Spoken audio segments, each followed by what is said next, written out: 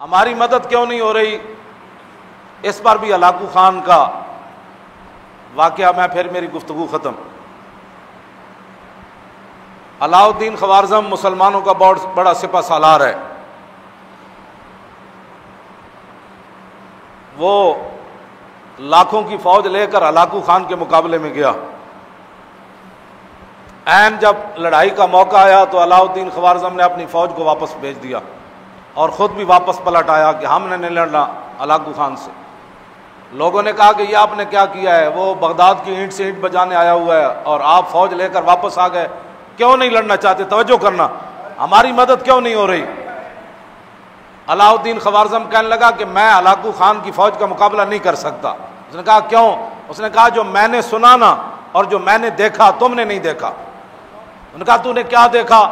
اس نے کہا کہ ہلاکو خان کی فوج کے سروں کے اوپر اولیاء کی روحیں اور فرشتے سایہ کر کر یہ لفظ کہہ رہے ہیں ہلاکو خان کی فوج کو کہ ایھا الکفرۃ اقتلوا الفجر، اوے بدکار کافرو ان بدبخت مسلمانوں کو خوب مارو۔ نے کہا جب اللہ کی مدد ہی ہمارے ساتھ نہیں ہے، فرشتے بھی اللہ کے یہی کہہ رہے ہیں ان بدبختوں کو مارو۔ یہ کلمہ حضور کا پڑھتے ہیں، آئیڈیل غیروں کو سمجھتے ہیں، یہ کلمہ پڑھ کر بھی ان کو یقین نہیں ہے کہ ہم نے کیا کرنا ہے۔ انہوں نے پاکستان حاصل کرنے کے بعد 69 سال گزار دیے حضور کے دین سے خوف زدہ کرتے کرتے، آج بھی حضور کے دین کو انہوں نے ہوا بنایا ہوا ہے۔ اسلام آ جائے گا تو ایسے ہو جائے گا، اسلام آ جائے گا، لوگوں کو ایسے ڈراتے ہیں جیسے ڈاکوؤں سے ڈراتے ہیں۔ اسلام کو انہوں نے ہوا بنا دیا۔ انہوں نے کہا کہ ایھا الکفرۃ اقتلوا الفجر، اوے کافرو ان بدبخت مسلمانوں کو خوب مارو۔ اس نے کہا جب اللہ کی تائید ہی ہمارے ساتھ نہیں ہے۔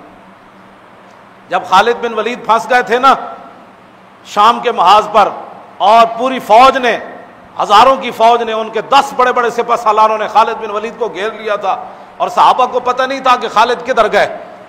خالد بن ولید تنے تنہا ان کے تعاقب میں نکل کھڑے، انہوں نے پہچان لیا۔ ان کا سپہ سالار کہنے لگے یہی وہ بندہ ہے جس نے پورے دنیا کے اندر اپنی طاقت کی دھاک بٹھائی ہے، آج اس کو مارو تو ہر چیز واپس لے لو گے تم، اس سپہ سالار کو مارو۔ خالد بن ولید فرمانے لگے مجھے موت سامنے اس دن نظر آ گئی، میں اپنے گھوڑے سے نیچے اتر آیا، ہزاروں کی فوج کے میں گھر گیا، ان کے سپہ سالار آ گئے۔ آپ فرماتے ہیں کہ ہاتھیوں کی طرح ان کے سپہ سالار تھے جنہوں نے مجھے گھیرا۔ جب خالد بن ولید، اس صحابہ کو پتہ ہی نہیں ہے خالد بن ولید کدھر گئے، تنے تنہا ان کے پیچھے بھاگ کھڑے ہوئے۔ جب یہ صورتحال بن گئی تو تھوڑی دیر کے بعد انہوں نے کہا کہ خالد آج نہیں بچ سکتا۔